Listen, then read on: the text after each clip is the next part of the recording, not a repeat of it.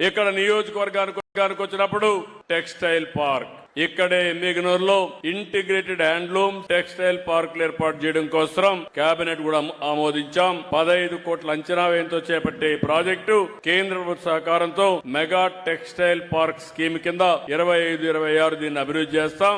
తొందరలోనే ఆమోదం వస్తుంది. 2000 మంది చేనేత కార్మికులకు లాభం జరుగుతుందని చెప్పి కూడా మీకు తెలియజేస్తున్నా.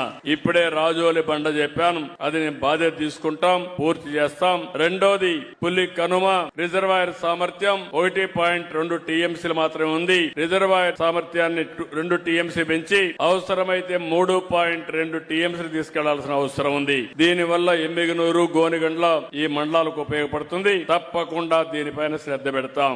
గురు రాఘవేంద్ర సివిల్ మెకానికల్ అన్ని కూడా రిపేర్లు వచ్చాయి. 7 ఎత్తిపోతల పథకాలు ఉన్నాయి. దీనికి డబ్బులు కావాలన్నారు, 44 కోట్లు చెప్పారు. ఇమ్మీడియట్ గా శాంక్షన్ చేసి అన్ని రిపేర్లు చేసి మీకు నీళ్లు ఇచ్చే బాధ్యత తీసుకుంటాం. గాజుల దిన్నం ఈ ప్రాజెక్ట్ ని పూర్తి చేసి మున్సిపాలిటీకి నీళ్లు ఇవ్వాలి. 4.5 టీఎంసీ నుంచి 5.5 టీఎంసీలకు కెపాసిటీ పెంచుతామని చెప్పి కూడా మీకు తెలియజేస్తున్నా. ఎమ్మిగనూరు బైపాస్ రోడ్డు గాజుల దిన్నె ప్రాజెక్టు పూర్తి చేసి ఇది కాకుండా 138 కోట్లతో ఎమ్మిగనూరు బైపాస్ రోడ్ నిర్మాణానికి కేంద్రం అంగీకరించింది. దానికి సర్వే కూడా చేశారు, తొందరలోనే పూర్తి అవుతుంది. ఇది కాకుండా ఎమ్మిగనూరు, ఆదోని మీదుగా కర్నూలు, హోస్పేట, తోరణగల్లు రైల్వే స్టేషన్ లైన్లు ఏర్పాటు చేయాలన్నారు. ఇవి కూడా తప్పకుండా చేపిస్తామని కూడా నేను మీ అందరికీ హామీ ఇస్తున్నా.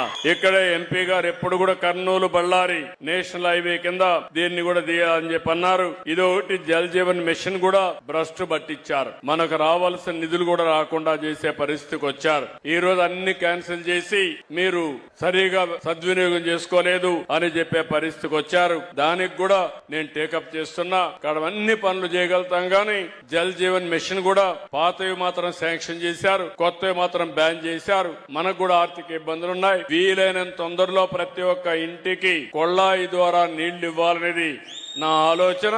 దానికోసం పనిచేస్తాం. ఇంకో పక్క ఎమ్మిగనూరు నియోజకవర్గంలో కొలుగుంట్ల ఇక్కడే కాకుండా చుట్టుపక్కల కొన్ని గ్రామాల్లో శ్మశానాలు లేవు. దీనికి ఎండోమెంట్ ల్యాండ్ కూడా ఉంది.